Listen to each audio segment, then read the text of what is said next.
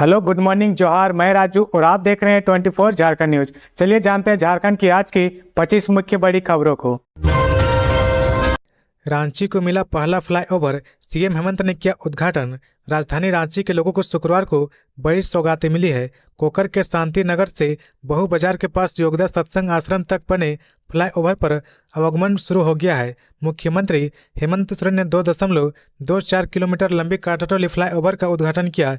इस दौरान सीएम ने फ्लाईओवर से लोगों का अभिवादन किया। बता दें कि DRA Infracom private limited company ने कांटाटोली फ्लाईओवर का निर्माण किया है। कार्यक्रम के दौरान सीएम हेमंत सोरेन ने 2471.90 करोड़ की 27 योजनाओं का शिलान्यास और 792.10 करोड़ की 4 योजनाओं का उद्घाटन भी किया।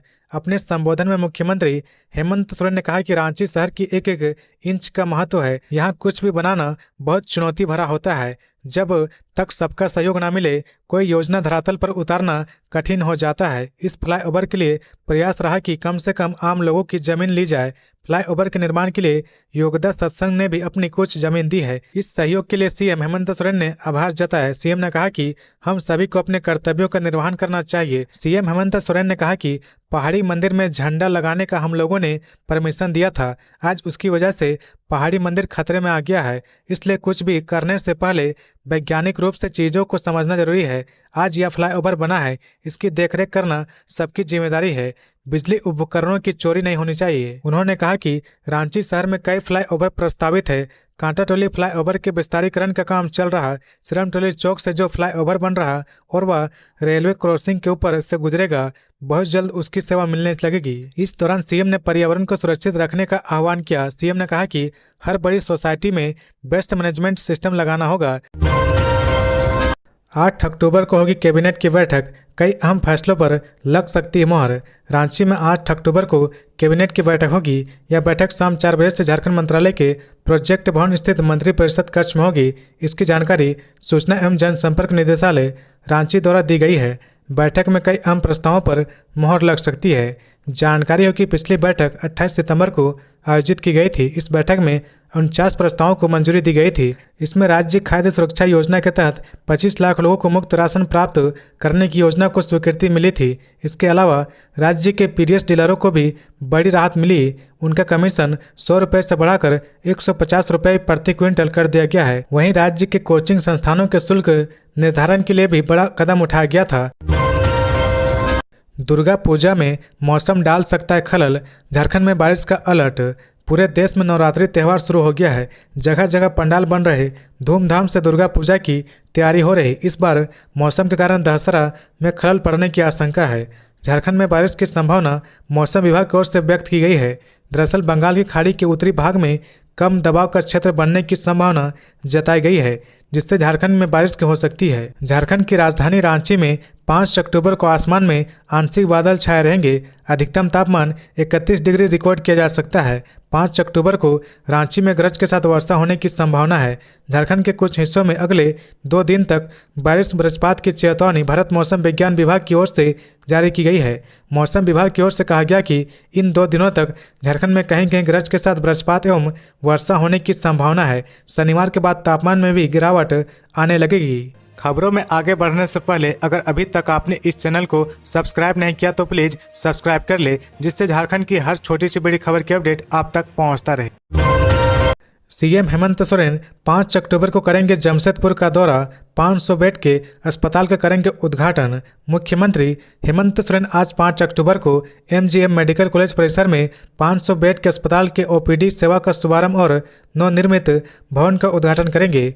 मुख्यमंत्री के आगमन को देखते हुए जिला प्रशासन की ओर से बालीगुमा के मौजा गोड़ा में जिला प्रशासन की ओर से अस्थायी हेलीपैड बनाया गया है। गुरुवार की शाम जिले के DC, SSP, SDO सहित जिले के वरीय अधिकारी ने स्थल पर निरीक्षण कर सुरक्षा व्यवस्था का जायजा लिया। सीएम हेमंत सोरेन का हेलीकॉप्टर दोपहर 1:10 में बालीगुमा के मौजा गोड़ा में बनाए गए अस्थायी हेलीपैड में उतरेगा। वहां से वे सीधे डिमना MGM अस्पताल जाएंगे। दोपहर 1:55 में वे MGM से प्रस्थान कर जाएंगे। वहां से सीएम बाबा तिलका मांझी मैदान बालीगुमा जाएंगे। वहां वे कार्यक्रम में शामिल होंगे। कार्यक्रम समाप्ति के उपरांत वे दोपहर 3 बजे बालीगुमा से हेलीकॉप्टर से रांची के लिए प्रस्थान करेंगे।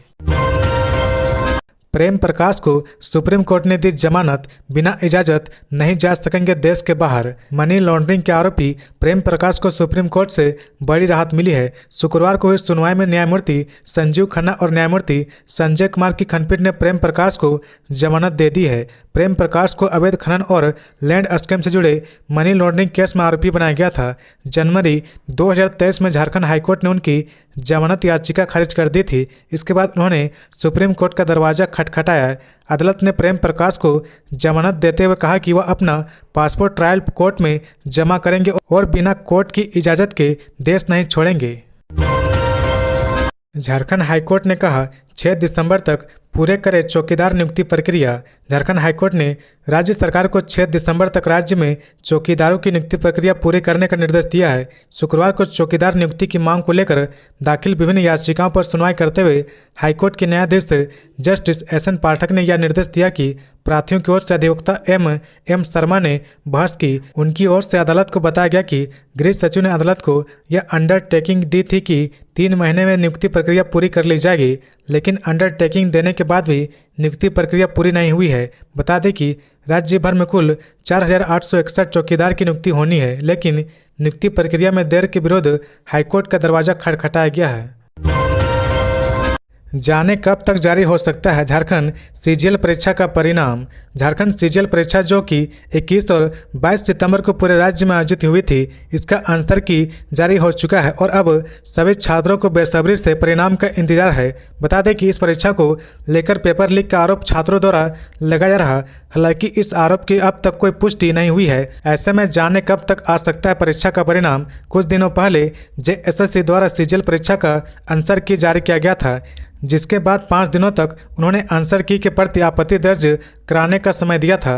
हालांकि इसके लिए फिर 2 दिन का समय और दिया गया और अब ऑब्जेक्शन विंडो को 2 अक्टूबर तक बढ़ा दिया गया है। अब यह कयास लगा जा रहा है कि अगर पेपर लीक के आरोप सिद्ध नहीं होता है तो 10 से 15 दिन में आयोग इस परीक्षा का परिणाम जारी कर सकता है। इसके बाद चयनित उम्मीदवारों को डॉक्यूमेंट वेरिफिकेशन के प्रोसेस से गुजरना होगा और इसके बाद उन्हें उनका नियुक्ति पत्र सौंपा जाएगा। बता दें कि झारखंड सीजीएल की परीक्षा और इसके नियुक्ति की प्रक्रिया बीते 9 सालों से जारी है, लेकिन हर बार किसी न किसी बाधा से इस परीक्षा को टाल दिया जाता है। इसी वर्ष यह परीक्षा पहले 28 जनवरी और 4 फरवरी को होनी थी, लेकिन 28 जनवरी को पेपर लीक के बाद पेपर लीक का मामला उजागर हुआ और इस परीक्षा को रद्द कर दिया गया। जयराम महतो 6 अक्टूबर को जाएंगे देवघर, जनसभा को करेंगे संबोधित। झारखंड विधानसभा चुनाव की तारीखों की घोषणा जल्द हो सकती है। इसके कारण सभी प्रमुख राजनीतिक दल सक्रिय हो गए हैं। इसी क्रम में झारखंडी भाषा खतियान संघर्ष समिति JBKSS के प्रमुख और युवा नेता जयराम महतो भी जनसभाओं के माध्यम से अपना प्रचार अभियान तेज कर रहे हैं। 6 अक्टूबर को जयराम महतो देवघर के सारवा प्रखंड के हाई स्कूल मैदान में जनसभा को संबोधित करेंगे। यहां वे जरमुंडी विधानसभा के लोगों से समर्थन और वोट की अपील करेंगे। JLKM के महामंत्री धीरज झा ने इस बात की जानकारी देते हुए कहा कि जयराम महतो मौजूदा भ्रष्ट सरकार के खिलाफ आवाज उठाएंगे और यह बताएंगे कि किस तरह से राज्य सरकार यहां के मूल निवासियों और आदिवासियों को धोखा दे रही है। जयराम महतो लगातार झारखंड की युवाओं के रोजगार और राज्य में संचालित कोल कंपनियों के मुख्यालय को झारखंड में स्थापित करने जैसी मांगों को लेकर संघर्ष कर रहे हैं। बता दें कि गुरुवार को ही झारखंड लोकतांत्रिक क्रांतिकारी मोर्चा ने अपने प्रत्याशी की घोषणा कर दी है। जानकारी के अनुसार जयराम महतो डुमरी से चुनाव लड़ेंगे। इसके साथ रोहित कुमार दास जमुआ से, मोतीलाल सरकार राजमहल से, दयमंती मुंडा तमाड़ से, प्रेम मार्डी सरायकेला से और प्रीतिराज छतरपुर से चुनाव लड़ेंगे। झारखंड हाईकोर्ट का निर्देश, दुर्गा पूजा पंडालों के पास रहे अतिरिक्त महिला पुलिस बल की तैनाती।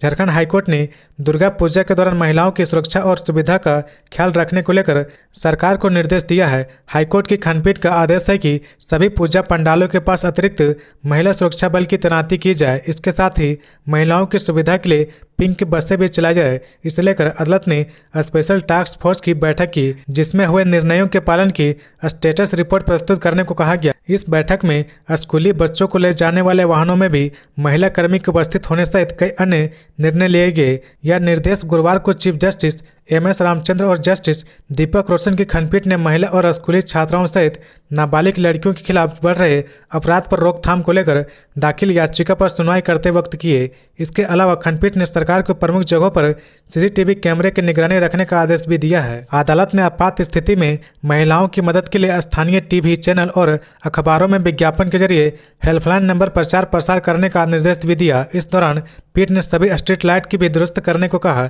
अधिवक्ता भारती कौशल ने इस संबंध में जनहित याचिका दाखिल की है। मुख्यमंत्री हेमंत सोरेन ने कांटाटोली फ्लाईओवर पर खुद चलाई गाड़ी, पत्नी कल्पना सोरेन ने बनाया वीडियो। मुख्यमंत्री हेमंत सोरेन ने 2.24 किलोमीटर लंबी कांटाटोली फ्लाईओवर का उद्घाटन किया। इस दौरान सीएम ने फ्लाईओवर से लोगों का अभिवादन किया। उद्घाटन के बाद मुख्यमंत्री हेमंत सोरेन ने कांटाटोली फ्लाईओवर पर खुद गाड़ी चलाई। उनके बगल वाली सीट पर उनकी पत्नी कल्पना सोरेन बैठी हुई थी। इस दौरान उन्होंने मुख्यमंत्री हेमंत सोरेन का एक वीडियो भी शूट किया है, जिसमें मुख्यमंत्री हेमंत सोरेन उन लोगों को शुभकामनाएं दे रहे हैं जिन लोगों ने फ्लाईओवर बनाने में दिन रात एक कर दिया। उन्होंने कहा कि यह फ्लाईओवर पब्लिक को समर्पित किया जा रहा, अब भीड़ जाम से मुक्ति मिलेगी। बता दें कि DRA Infracom private limited company ने कांटाटोली फ्लाईओवर का निर्माण किया है। बोकारो चौकीदार नियुक्ति के लिए शारीरिक दस्ता परीक्षा आज, तैयारी पूरी। बोकारो जिले में चौकीदार संवर्ग में सीधी नियुक्ति के लिए शारीरिक दस्ता जांच परीक्षा शनिवार को ली जाएगी। परीक्षा सुबह 5 बजे से सेक्टर 12 स्थित जेप मैदान में होगी। इसकी सभी तैयारियां पूरी कर ली गई है। DDC गिरजा शंकर प्रसाद, SP मोहम्मद मुमताज अंसारी, सामान्य शाखा प्रभारी पदाधिकारी शालिनी खालको व अन्य अधिकारी ने शुक्रवार को तैयारियों का जायजा लिया। SC व DDC ने मौके पर उपस्थित सार्जेंट मेजर प्रणव कुमार को जरूरी दिशा निर्देश भी दिए। उन्होंने परीक्षा के सफल संचालन को लेकर प्रतिनियुक्त दंड अधिकारी व पुलिस पदाधिकारी को उनका दायित्व समझाया। उन्हें शनिवार की सुबह 4 बजे मैदान में रिपोर्ट करने का निर्देश दिया। DDC ने परीक्षा के दौरान बरती जाने वाली सावधानियों व विभाग से प्राप्त मार्गदर्शिका के संबंध में विस्तार से बताया। अपर समाहर्ता मोहम्मद मुमताज अंसारी ने कहा कि शारीरिक दस्ता परीक्षा के अभ्यर्थियों को लिखित परीक्षा के लिए जारी एडमिट कार्ड जिस पर हाल का पासपोर्ट साइज फोटो चिपका होना चाहिए, वह ID प्रूफ के तौर पर आधार या पैन कार्ड या वोटर ID कार्ड साथ लाना होगा। इन दस्तावेजों के अभाव में अभ्यर्थी का प्रवेश अमान्य होगा।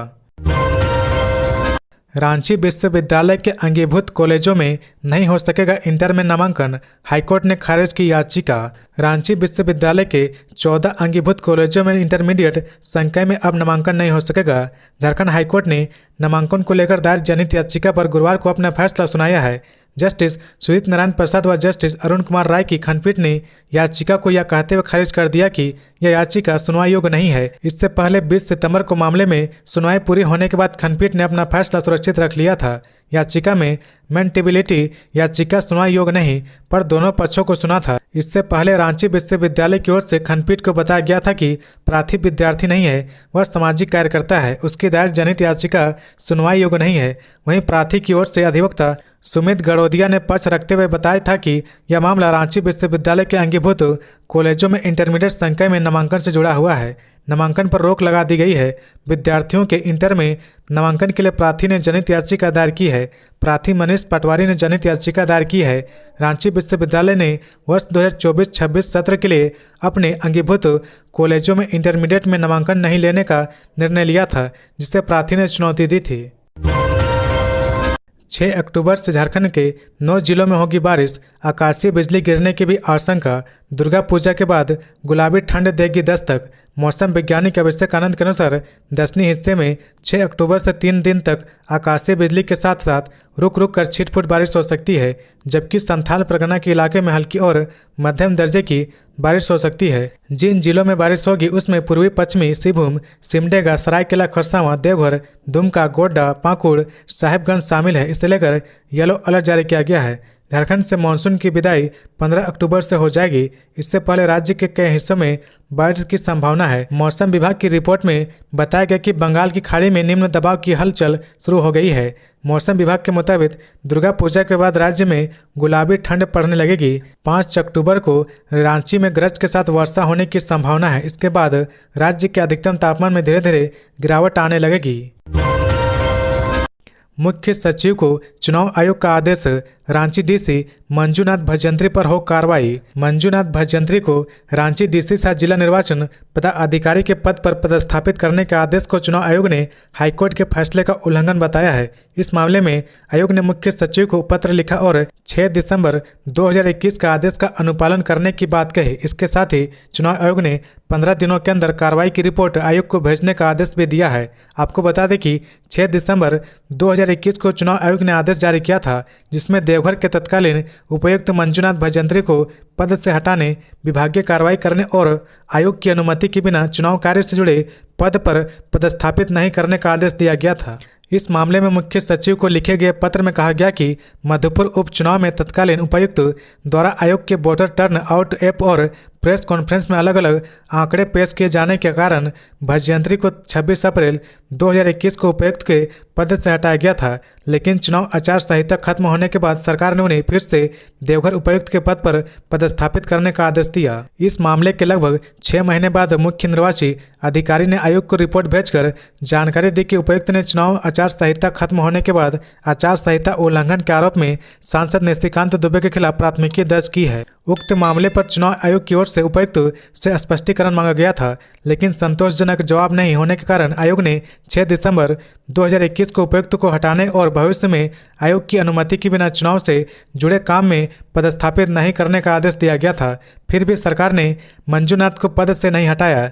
बहरहाल इस मामले में सुनवाई करते हुए हाईकोर्ट ने 30 सितंबर 2024 को दिए अपने फैसले में चुनाव आयोग के आदेश को सही करार दिया था।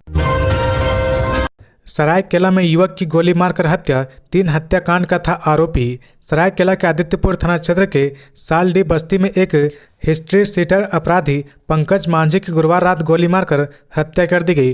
पंकज पर 3 हत्याकांड में शामिल होने का मामला पहले से दर्ज था। वह कुख्यात अपराधी कृष्णा गोप गिरोह से जुड़ा हुआ था। मृतक के परिजन के अनुसार पंकज मांझी जमशेदपुर के बिष्टुपुर से लौट रहा था, तभी पहले से घात लगाए अपराधियों ने उस पर गोली चला दी। इससे वह गंभीर रूप से घायल हो गया। घटना के बाद उसे जमशेदपुर के TMH अस्पताल में भर्ती करवाया गया। यहाँ चिकित्सकों ने उसे मृत घोषित कर दिया। घटना की जानकारी मिलने के बाद आदित्यपुर पुलिस मौके पर पहुंची और छानबीन में जुट गई। वहीं मृतक की बहन अंजलि कुमारी ने बताया कि उसके भाई का बस्ती के कृष्ण गोप, तोरा और चंदू नाम के युवकों से विवाद चल रहा था। अंजलि ने आशंका जताई कि उन्हीं लोगों ने मिलकर इस हत्याकांड को अंजाम दिया है। वहीं आदित्यपुर थाना प्रभारी राजीव कुमार सिंह ने बताया कि पंकज मांझी का उसके सहयोगी कृष्णा गोप के साथ मोबाइल को लेकर विवाद हुआ था। विवाद बढ़ने के चलते इस हत्याकांड को अंजाम दिया गया है। पुलिस सभी पहलुओं की जांच कर रही है। रेलवे का बड़ा ऐलान, झारखंड से दिल्ली के बीच होगा नई एक्सप्रेस ट्रेन का परिचालन, बनेगी 3 नए रेलवे लाइन। रेलवे ने झारखंड के गोड्डा स्टेशन से दिल्ली रूट के लिए एक नई एक्सप्रेस ट्रेन चलाने का ऐलान किया है। इस ट्रेन के समय सारणी भी रेलवे ने जारी कर दी है। इस एक्सप्रेस ट्रेन के साथ ही राष्ट्रपति द्रौपदी मुर्मू झारखंड और उड़ीसा की 3 नए रेलवे लाइन का शिलान्यास भी कर सकती है। जानकारी हो कि 23 अक्टूबर को राष्ट्रपति द्रौपदी मुर्मू का रायरंगपुर स्थित उनके पृथक गांव ऊपर बेड़ा में आगमन प्रस्तावित है। इस कारण उड़ीसा के मयूरभंज जिला प्रशासन की ओर से रायरंगपुर स्टेशन से 18 किलोमीटर और ऊपर बेड़ा गांव के आधा किलोमीटर खेत में हेलीपैड बनवाया जा रहा है। आपको बता दें कि पिछले महीने प्रधानमंत्री मोदी ने भी चाकुलिया, बुरामारा, बादाम पहाड़, क्योंझर और गुरु माहिसानी बांग डिपोसी नई लाइन को मंजूरी दी है। रेलवे करीब 5,700 करोड़ रुपए खर्च करके 227 किलोमीटर नए चाकुलिया, बुरामारा, बादाम पहाड़, क्योंझर और गुरु माहिसानी बांग डिपोसी के बीच नई लाइन बिछाएगा। गोड्डा दिल्ली एक्सप्रेस ट्रेन के परिचालन को रेल मंत्रालय की ओर से स्वीकृति मिल गई है। इसके लिए रेलवे बोर्ड के संयुक्त निदेशक विवेक कुमार सिन्हा ने पत्र जारी किया है। इस पत्र में ट्रेन परिचालन के समय सारिणी दी गई है। बताया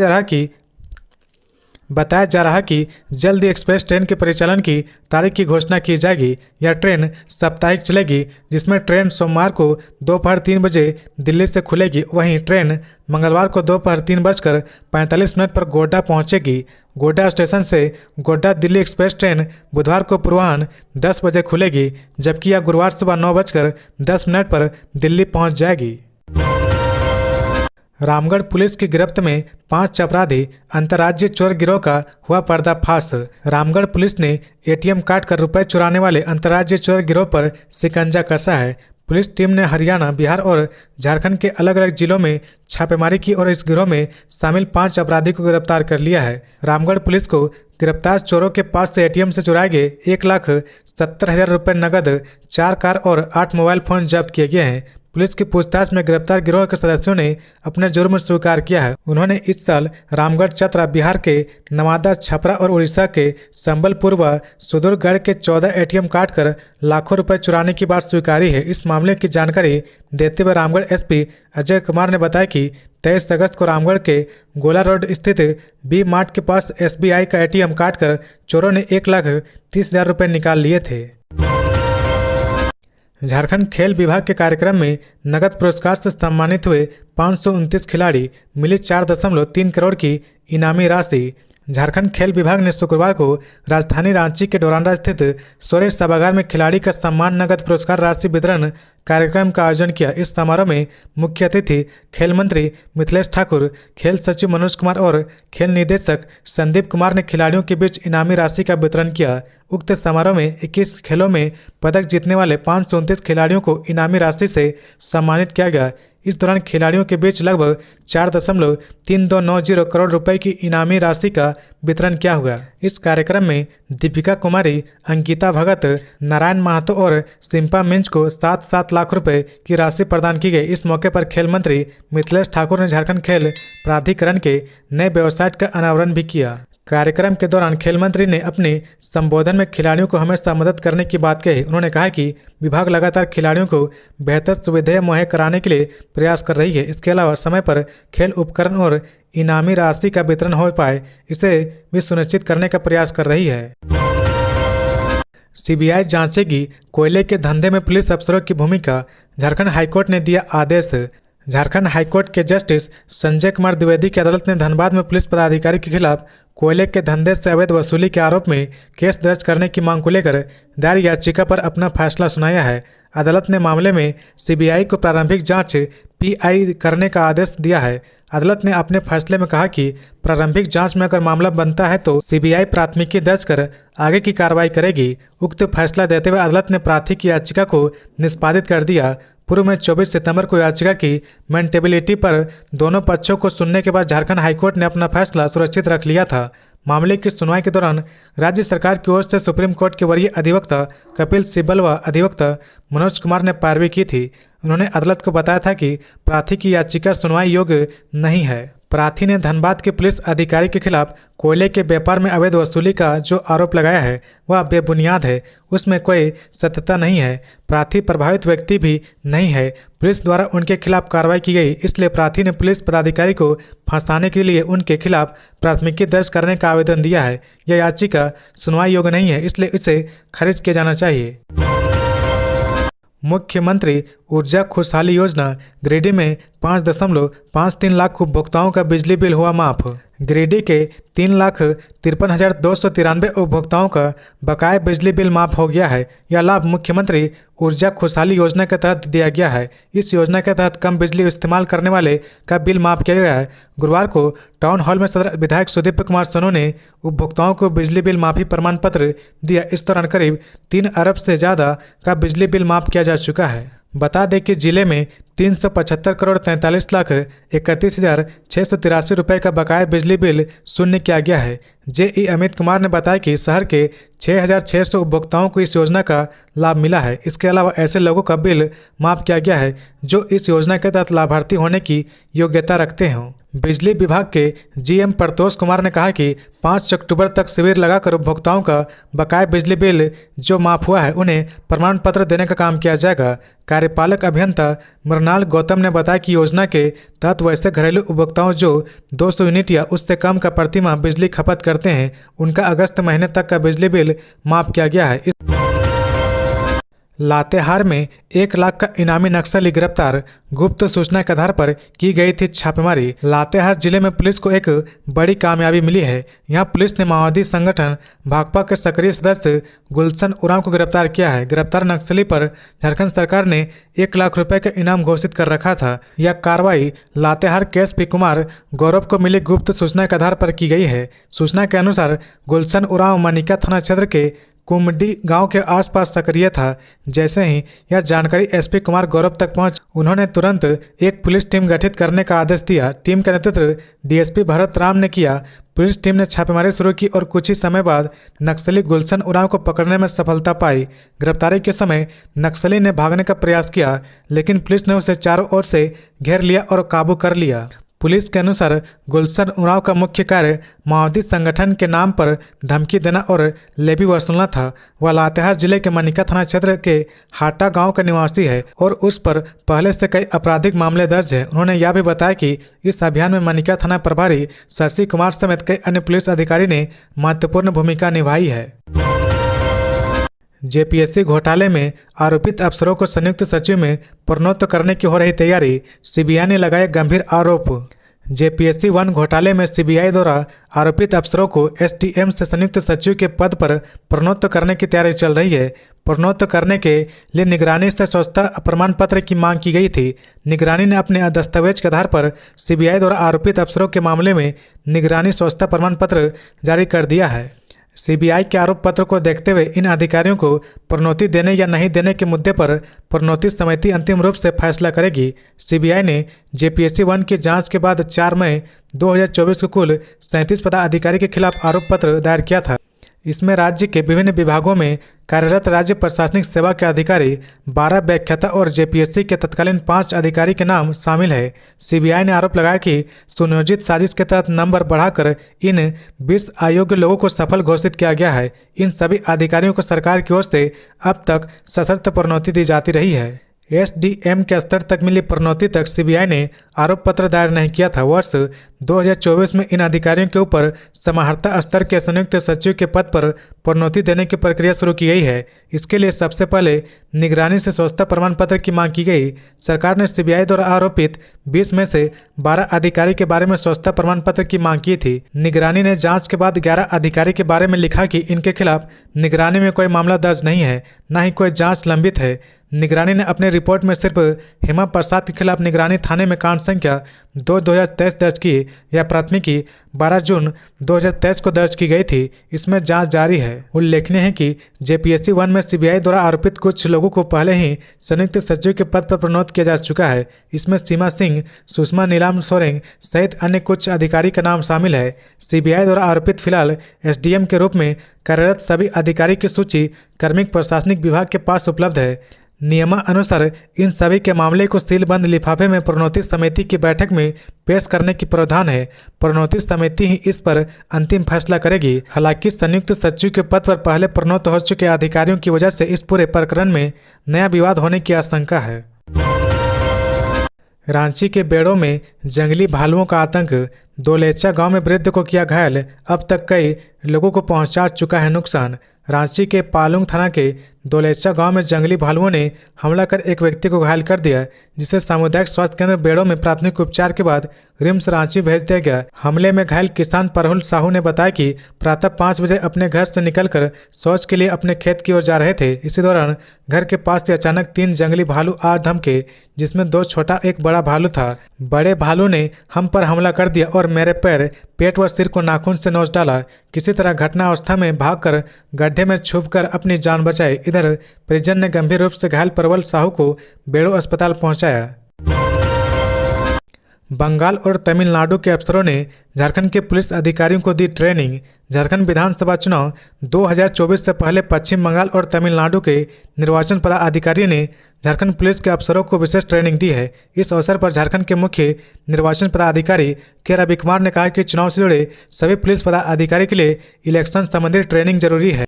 झारखंड के मुख्य निर्वाचन पदाधिकारी के रवि कुमार ने कहा कि स्वच्छ, निष्पक्ष एवं शांतिपूर्ण निर्वाचन जुड़े सभी स्तर के पुलिस पदाधिकारी अपनी महती भूमिका निभाते हैं। प्रोजाइडिंग ऑफिसर, पोलिंग ऑफिसर को निर्वाचन से संबंधित ट्रेनिंग दी जाती है। उसी तरह निर्वाचन कार्य से जुड़े पुलिस के हर एक स्तर के पदाधिकारी के लिए ट्रेनिंग मैनुअल तैयार किया गया है। उन्होंने कहा कि झारखंड विधानसभा चुनाव में भूमिका निभाने वाले झारखंड के सभी पुलिस अधिकारी की ट्रेनिंग सुनिश्चित करना है। इससे ड्यूटी पर लगे पदाधिकारी को उनके कर्तव्य के निर्वहन में स्पष्टता आएगी, साथ ही वे अपनी जिम्मेदारियों को तत्परता से निभा सकेंगे। उन्हें मालूम रहेगा कि चुनाव प्रक्रिया के दौरान उन्हें क्या करना है और क्या नहीं करना है, के रवि कुमार झारखंड के सभी सीनियर पुलिस ऑफिसर के लिए आयोजित एक दिवसीय प्रशिक्षण सत्र को निर्वाचन सदन के सभागार में संबोधित कर रहे थे। इस अवसर पर पश्चिम बंगाल के मुख्य निर्वाचन पदाधिकारी आरिज आफ्ताब ने पदाधिकारी को चुनाव की घोषणा से पूर्व प्रारंभिक कार्य एवं मतदान केंद्रों के वर्गीकरण, वल्नरेबिलिटी के मूल्यांकन और क्रिटिकल विश्लेषण के विषयों एवं मतदान पूर्व, मतदान दिवस और मतदान के बाद सुरक्षा व्यवस्था के विषयों पर विस्तृत जानकारी दी गई। तो ये थी आज की झारखंड की टॉप बड़ी खबरें। इसी तरह झारखंड की हर छोटी सी बड़ी खबर देखने के लिए आप हमारे चैनल 24 झारखंड न्यूज को सब्सक्राइब करके बेल आइकन प्रेस कर ले, जिससे झारखंड की हर छोटी सी बड़ी खबर की अपडेट आप तक पहुंचता रहे। तो आज के लिए बस इतना ही, हमें दीजिए इजाजत, फिर मिलते हैं नेक्स्ट न्यूज में।